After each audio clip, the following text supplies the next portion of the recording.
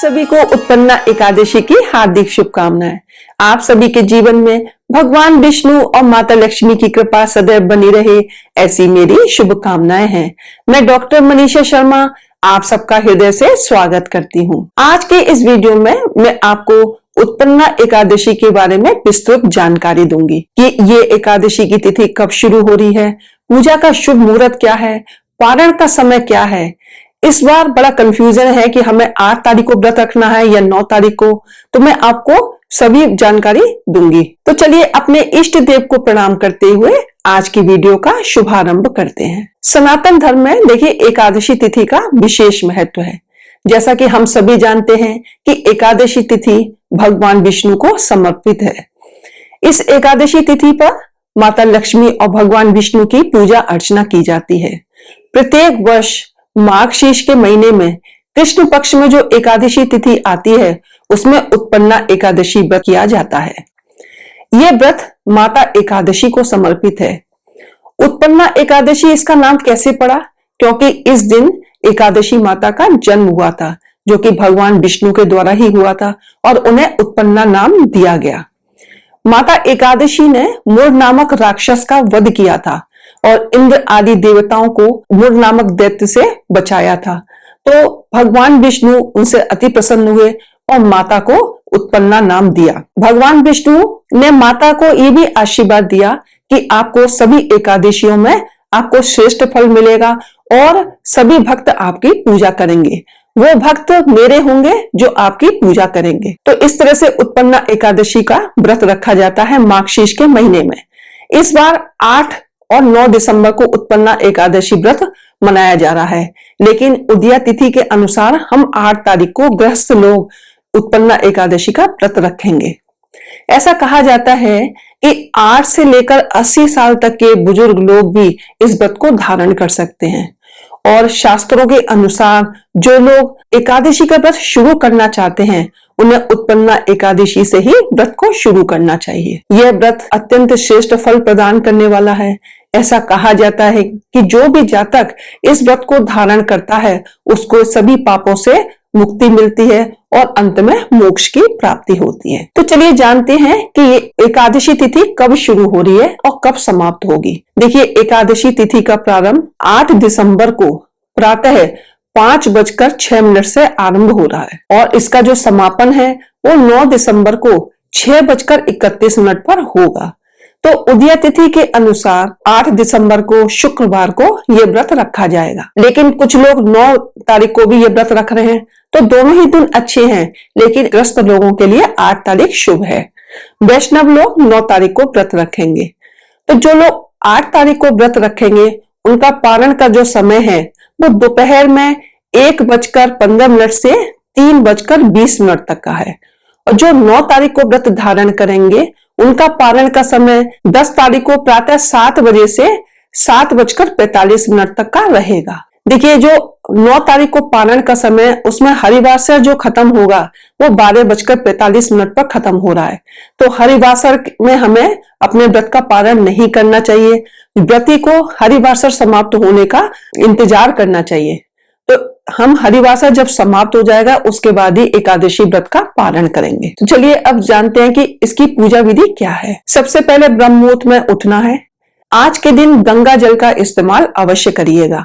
अपने स्नान की बाल्टी में भी गंगा जल की कुछ बूंदे डालकर और हल्दी डालकर के स्नान करिएगा। इसके बाद पीले या गुलाबी रंग के वस्त्र धारण करें और भगवान सूर्य को जल अर्पित करना है। भगवान सूर्य को जब जल अर्पित करें तो तांबे के लोटे में थोड़ी सी हल्दी डाल करके भगवान को जल प्रदान करिएगा। इसके बाद अपने मंदिर में आकर आप उत्पन्ना एकादशी व्रत का संकल्प लेंगे। आप अलग से एक चौकी भी लगा सकते हैं, उसमें भगवान विष्णु, माता लक्ष्मी, एकादशी माता की अगर तस्वीर हो तो आप उसको भी स्थापित करके पूजा कर सकते हैं। जैसा कि हम हर एकादशी पर भगवान विष्णु की विधिवत पूजा करते हैं, पंचोपचार, षोडश उपचार, वैसे ही आपको पूजा करनी है। आप उनको पीले वस्त्र, पीला चंदन, पीले पुष्प, पीले फल उनको अर्पित करेंगे। नैवेद्य लगाएंगे। मखाने की खीर का भी भोग लगा सकते हैं। फलों का भोग अति उत्तम माना जाता है, तो आप केले का भोग अवश्य लगाइएगा। और माता एकादशी की भी पूजा आपको करनी है। आप उनको भी रोली, कुमकुम, अक्षत सब लगाइएगा। इस तरह से आपको दोनों की विधिवत पूजा करनी है। माता लक्ष्मी की भी आपको पूजा करनी है। आपको विष्णु चालीसा का पाठ करना है, माता एकादशी के मंत्रों का जाप करना है। आज के दिन भगवान विष्णु की आरती करिएगा और माता एकादशी की भी आरती अवश्य करिएगा। आरती के बाद आपको इसकी कथा भी जरूर सुननी है, चाहे आप पहले भी सुन सकते हैं व्रत कथा या आप बाद में भी सुन सकते हैं। तो इसमें ऐसा कहा जाता है कि जो भी व्रती इस कथा का श्रवण या पठन करता है उसके सभी दुख दूर हो जाते हैं। किसी भी एकादशी व्रत में कथा सुनने का या पढ़ने का बहुत ही ज्यादा महत्व है, तो आप कथा को अवश्य श्रवण करें या पठन करें। इसके बाद देखिए, जब आप आरती करेंगे ना, तो आज आप आरती की थाली में एक स्वास्तिक का चिन्ह बनाइएगा, उस पर कपूर भी रखिएगा, पुष्प रखिएगा और तब भगवान की आरती करिएगा। मंत्रों का जाप अवश्य करना है। आप ओम नमो भगवते वासुदेवाय मंत्र का जाप कर सकते हैं या ओम क्लीं कृष्णाय नमः का भी जाप कर सकते हैं। गीता का पाठ करना भी अति उत्तम माना गया है। जब आपकी सारी पूजा हो जाए तो भगवान से क्षमा याचना जरूर करिएगा। आज के दिन केले के पेड़ की पूजा भी अवश्य करनी है। अब मैं आपको बताती हूँ कि केले के पेड़ की पूजा आप कैसे करेंगे। जो आपके घर में केले का पेड़ है, यदि आपने लगा रखा है तो उसकी पूजा नहीं करनी है। आप किसी मंदिर के परिसर में जाकर ही केले के पेड़ की पूजा करें। सबसे पहले आप हल्दी मिश्रित जल चढ़ाएंगे केले की जड़ में। उसके बाद थोड़ी सी चने की दाल, गुड़, तिल, अक्षत, पुष्प केले की जड़ में अर्पित करेंगे।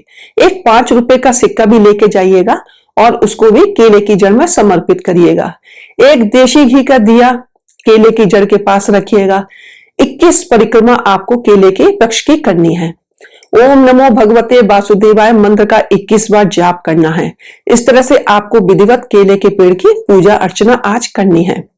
आप गायत्री मंत्र का भी जाप कर सकते हैं। ओम भूर्भुवस्वः तत्सवितुर्वरेण्यं भर्गो देवस्य धीमहि धियो यो न प्रचोदयात्। ये मंत्र पढ़ के भी आप जाप करिएगा। ऐसा कहा जाता है कि जो भी गायत्री मंत्र का जाप आज के दिन करता है उसे मानसिक शांति तो मिलती है, उसके जीवन में तरक्की भी आती है। तो इस तरह से आप केले की पेड़ की पूजा करेंगे। जैसे कि हम हर एकादशी में पीपल के पेड़ की भी पूजा करते हैं, तुलसी माता की भी पूजा करते हैं, तो वो भी आपको विधिवत पूजा अर्चना सारी करनी है। इस तरह से ये आपका व्रत पूर्ण होता है। लेकिन जैसा कि हम जानते हैं कि एकादशी का व्रत 3 दिन का होता है, तो हमें दशमी के दिन भी सात्विक भोजन करना है, एकादशी के दिन अपना पूर्ण व्रत रखना है और द्वादशी के दिन पारण करने से पहले आपको ब्राह्मण को दान दक्षिणा देकर के ही अपने व्रत का पारण करना है। ऐसा कहा जाता है कि जो ब्राह्मण को दान देता है आज के दिन, उसके सभी दुख दूर होते हैं, उसके जीवन में सुख, सौभाग्य और शांति आती है। तो आप इस तरह से एकादशी व्रत को पूर्ण करिएगा। अब मैं बताती हूँ आपको आज के दिन कुछ करने वाले सरल उपाय। तुलसी की जड़ की जो थोड़ी सी आप मिट्टी लीजिएगा और उसको अपने स्नान के जल में मिलाइएगा, उससे आप स्नान करिएगा और उसके बाद आप साफ जल से स्नान कर सकते हैं। ऐसा कहा जाता है कि ऐसा करने से आज के दिन आपको जो स्वास्थ्य में परेशानियां आती हैं उससे आपको मुक्ति प्राप्त होती है। देखिए, आर्थिक तरक्की के लिए आज आप 5 गुंजा लीजिएगा, उसको भगवान विष्णु के सामने रखना है, उसकी विधिवत पूजा अर्चना करिएगा। इसके बाद आप उन गुंजा फल को अपने धन स्थान पर रख सकते हैं। नकारात्मक ऊर्जा के लिए यदि आपको ऐसा लगता है कि आपके घर में कुछ निगेटिविटी है तो आप उसको कैसे दूर कर सकते हैं, तो आप आज एक 10 रुद्राक्ष की माला लीजिएगा। 10 रुद्राक्ष की जो माला लेकर के उसकी विधिवत पूजा अर्चना करिएगा और उसके बाद आप उसको अपने गले में धारण कर सकते हैं। पति पत्नी में मधुरता रहे, दाम्पत्य जीवन में मधुरता बनी रहे, तो आज के दिन आपको भगवान विष्णु के साथ माता तुलसी की पूजा अवश्य करनी चाहिए। शाम के समय में तुलसी जी के नीचे आपको एक शुद्ध घी का दीपक अवश्य प्रज्वलित करना है और माता तुलसी की 11 परिक्रमा अवश्य करिएगा। यदि आपके घर में कोई अशांति है तो शांति का माहौल पाने के लिए आज दक्षिणावर्ती शंख की आप स्थापना कर सकते हैं। आर्थिक तरक्की के लिए आज आप ओम गोविंदाय नमः मंत्र का 108 बार जाप करिएगा। ऐसा करने से आपके जीवन में सफलता आने लगती है, सफलता के रास्ते आपको प्राप्त होने लगते हैं। आज के दिन यदि आप कोई दान करते हैं या द्वादशी के दिन आप कोई दान करते हैं तो ऐसा करने से कहा जाता है कि आपको व्रत का पूर्ण फल प्राप्त होता है। तो इस तरह से आप ये छोटे छोटे उपाय करके अपने जीवन में सफलता प्राप्त कर सकते हैं, जीवन को आगे बढ़ते हुए देख सकते हैं। चलिए अब जानते हैं कि आज के दिन हमें क्या नहीं करना चाहिए। देखिए, आज के दिन आपको बाल बिल्कुल नहीं कटवाने हैं। आज के दिन आपको चावल और साबूदाना नहीं खाना है। ऐसा कहा जाता है कि एकादशी के दिन सेम की जो फलियां होती हैं उसको भी नहीं खाना चाहिए। किसी जीव की हिंसा ना करें, जैसे मिट्टी की खुदाई आदि का कार्य ना करें।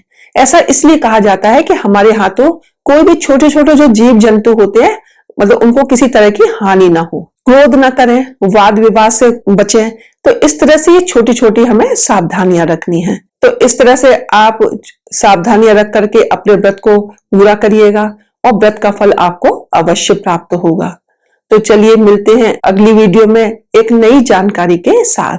यदि आपको आज की वीडियो अच्छी लगी हो तो आप मेरी वीडियो को लाइक करें, मेरे चैनल को सब्सक्राइब करें, शेयर करें और बेल आइकन को प्रेस करें ताकि आपको आगे आने वाली वीडियोस का नोटिफिकेशन प्राप्त हो सके।